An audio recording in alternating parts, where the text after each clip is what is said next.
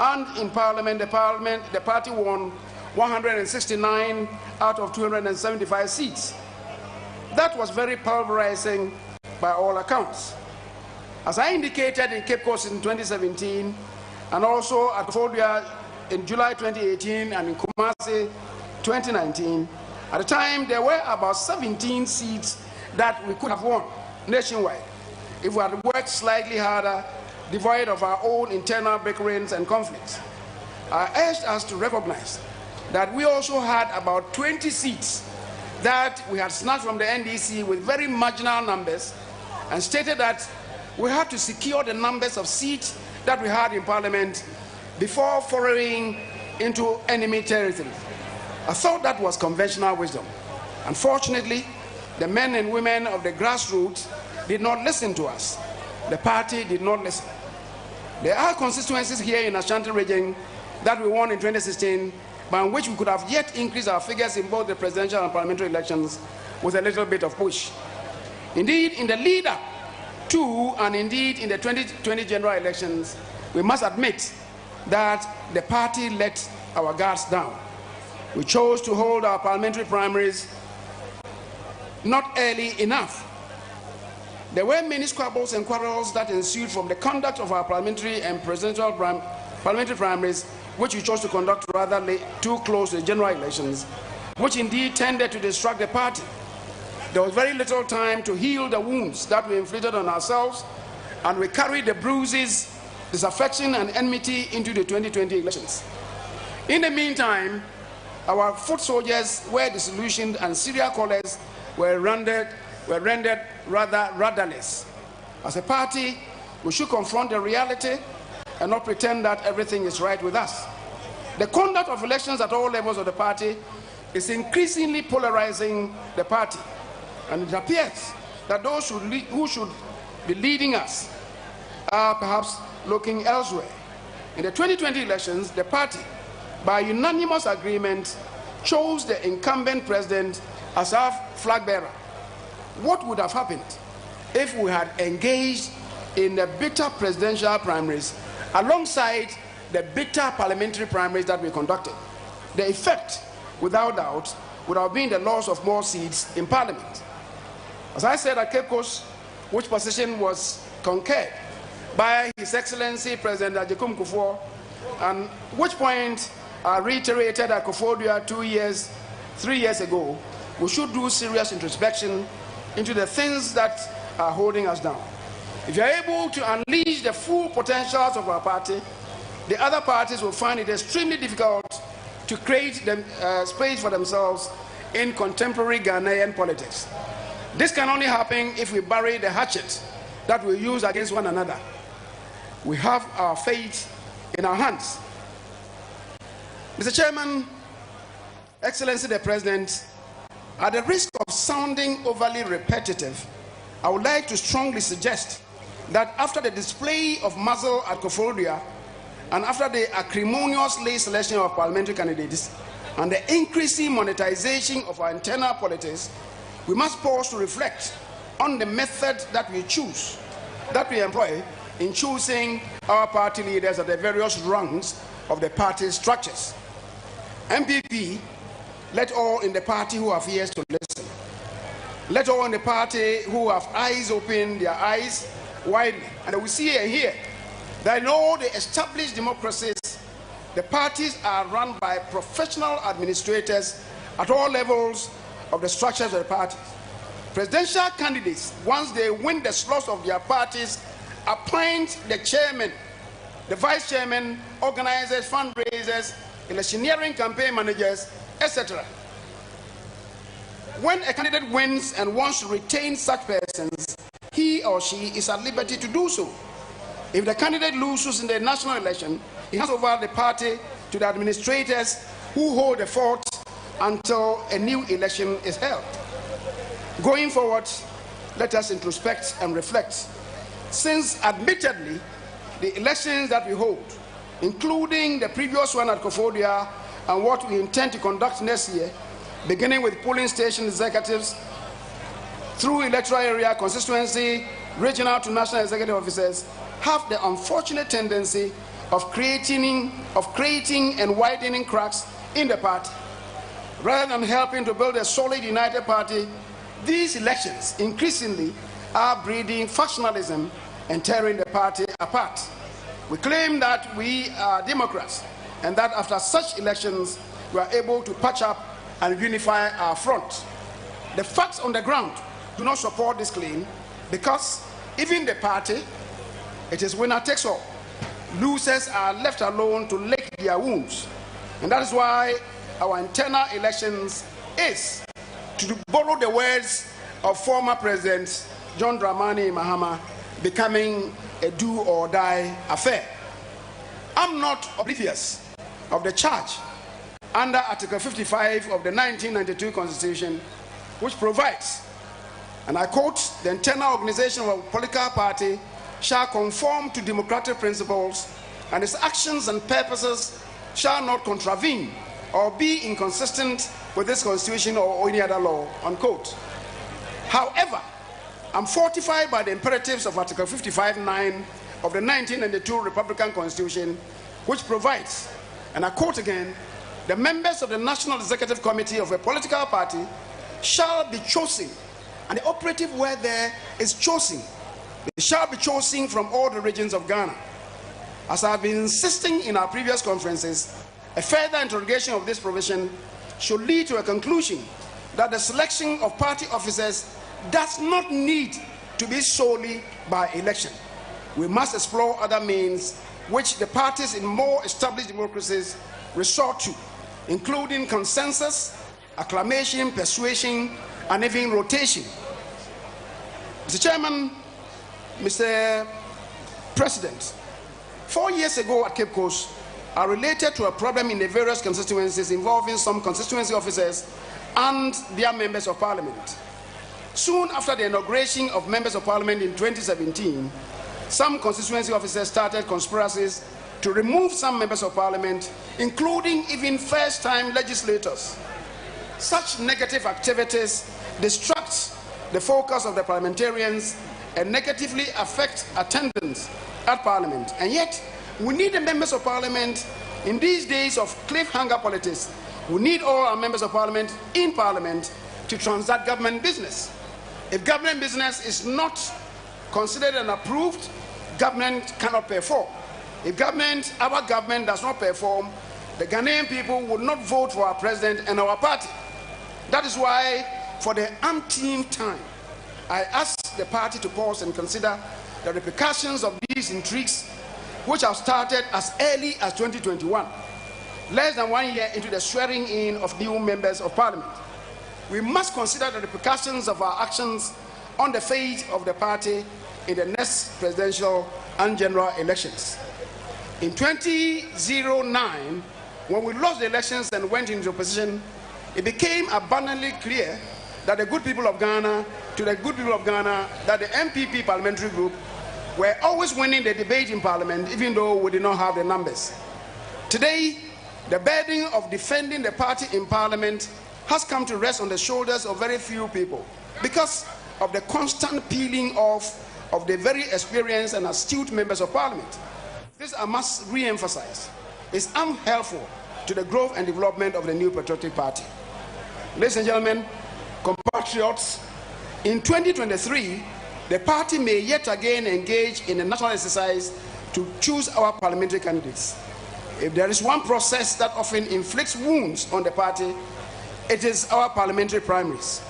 Oftentimes, after such not well-guided exercises, we inflict serious wounds on ourselves. Even those who eventually emerge victorious only emerge victorious and as leaders of factions in the party, and uniting the entire party becomes an almost impossible task. We should recognize that the parliamentary party today is at a critical juncture, at a precipice, and if we don't handle the process of choosing our parliamentary candidates well and end up losing more than 1/2 of our sitting MPs as we did in 2020, if we do not stop the intrigues that have started in the backyards of sitting members of parliament, even in these early days, Mr. President, there will be tragic consequences for the party in 2024. It is the reason why the National Party should own the process of the selection of candidates in order to avoid any derailment in the forward march of the party.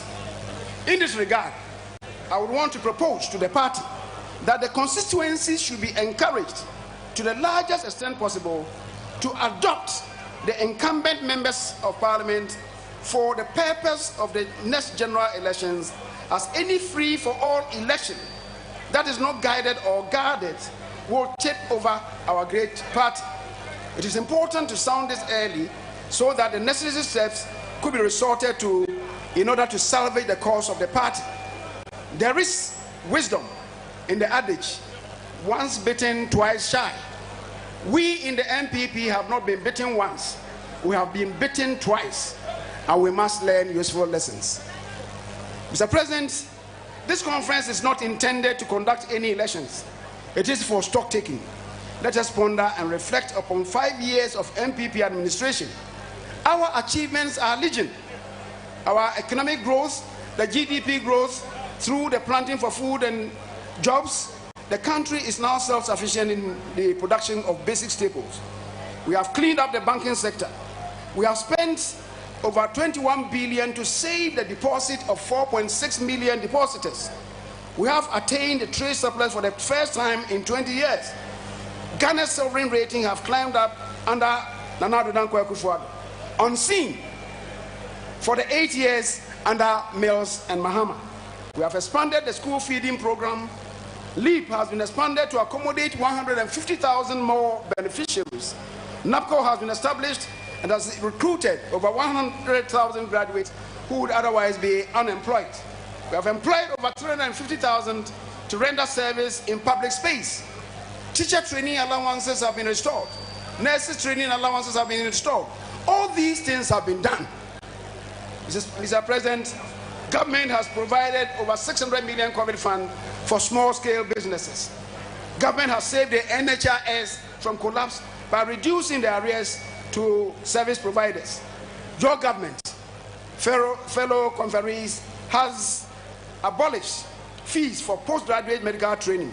You have expanded capitation grant, and indeed, the gross international reserves today for Ghana stand at over $10.7 billion, enough to provide for 4.9 months import cover.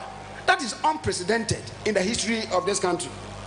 For us in Ashanti region, the maternity block of Komfanache Teaching Hospital started by General Hon Kyei Mensah in 1975, and which has been left to rot for over 45 years, has had a new lease of life. Construction has started in earnest. Lake Busumchi Road, the constituency of the regional minister, is being expanded and dualized. The Kokobing Anyang Kwanta Road and Anyang Kwanta Obuasi roads are being constructed. The Mampong Kofiasi Road is being constructed. In fact, construction is about completed. The Insuta Biposo Akia Efigas Road is being constructed. The Swami interchange, the Forichrome, as well as 2 other interchanges are going to be started in 2022. The Kumasi inner city roads are being given a facelift. The outer ring road in Greater Kumasi is going to start in 2022. The 100-kilometer outer ring road for Kumasi. Schools, hospitals are being expanded. Fellow Krukrudais, these are solid achievements that the MPP administration led by His Excellency Nana Addo Dankwa Akufo-Addo have chalked through the various yearly work plans or budgets that have been introduced in and passed by Parliament. Only last Friday, December 17, 2021, the 2022 budget was sealed with the passage of its appropriation bill. So the budget was, after all, not rejected as some people wanted us to believe. The budget has been approved with the passage of the appropriation bill. Tomorrow, Monday, December 20th, 2021, the major revenue source, the e-levy, is going to be considered by Parliament.